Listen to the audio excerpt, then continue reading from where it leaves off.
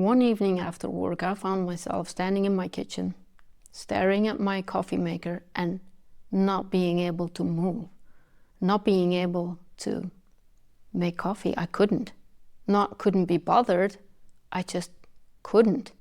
Almost like the full procedure for making coffee, which is not that difficult, was completely erased from my brain. But here is what was actually happening. I wasn't in that kitchen. I was in my head thinking about the meeting where I think I should have said this instead of what I really said. I was in household mode, making dinner, preparing stuff for the next day, sorting things out, doing the dishes. You see, I was in 17 different places, scattered all over, but not in the kitchen. I was not in the kitchen. I was not in that moment. I was everywhere, just not there. But all of that is not a breakdown. It's bandwidth. It's your brain having too many mental tabs open, not having space for you to actually do that really simple 2-minute task of making coffee. Standing there frozen in the kitchen, suddenly I realized what was going on, and I thought, what is wrong with me?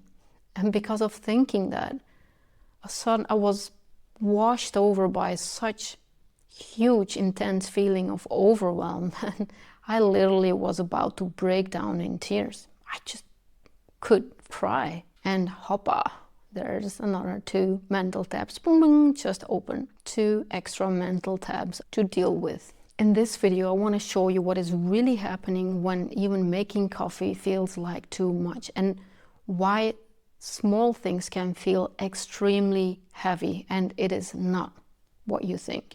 When you are so drained that even a 2-minute task feels like climbing a mountain, that is not a weakness. That's your nervous system running really low on energy and shutting everything down that is not urgent.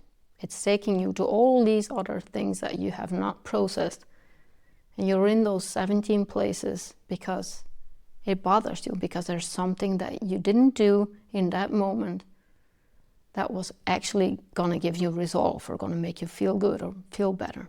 If you ever felt like you were just not going to make it through this, then I really need you to hear this. Here is what I needed to learn the hard way. I didn't need more rest.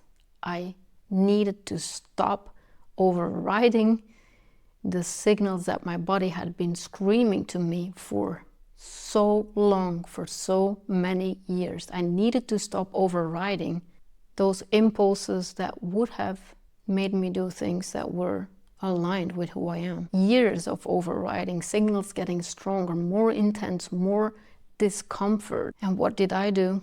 I kept simply ignoring them. I kept treating them like noise. Those signals can get extremely intense, and they manifest in many different ways. Your body is ingenious in trying to tell you, try to help you do the things, say the things, feel the things that are really aligned with who you are, that really help you feel good.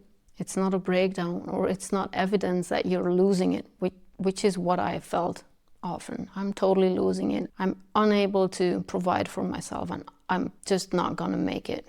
I have had several manifestations, I would call them, that I thought were life-threatening, that where I thought, this is it, I'm not gonna make it. I feel so extremely bad. I have all these sensations, and this is not a good thing. This is it. But it's not a breakdown. It's actually your system hitting a limit for a reason, and that reason really matters. And instead of feeling or seeing it as I'm totally breaking down, this is the end, this is it. No, it's a beginning.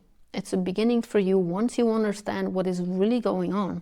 It's the beginning of stopping to override your own feelings, to start tuning into what your body, what your energy is really telling you. So if you are standing in your kitchen right now thinking like, this is so me, download my free 5-minute energy leak finder. And I'm not promising you that it will fix everything, but it's a beginning. It's the start for you to start understanding where your energy is really going. because you can't fix a leak you don't know is there. It will probably also nudge you to ask another question, which is, why does my brain keep doing what it does? And that is the best question you can ask, because there is a pattern. And once you see the pattern, everything clicks. In my next video, I will walk through exactly that and why mostly highly sensitive people or uniquely wired people like me, like us, why we always end up in a situation like that. Take care, and I would love to see you in my next video. Ciao. Ciao.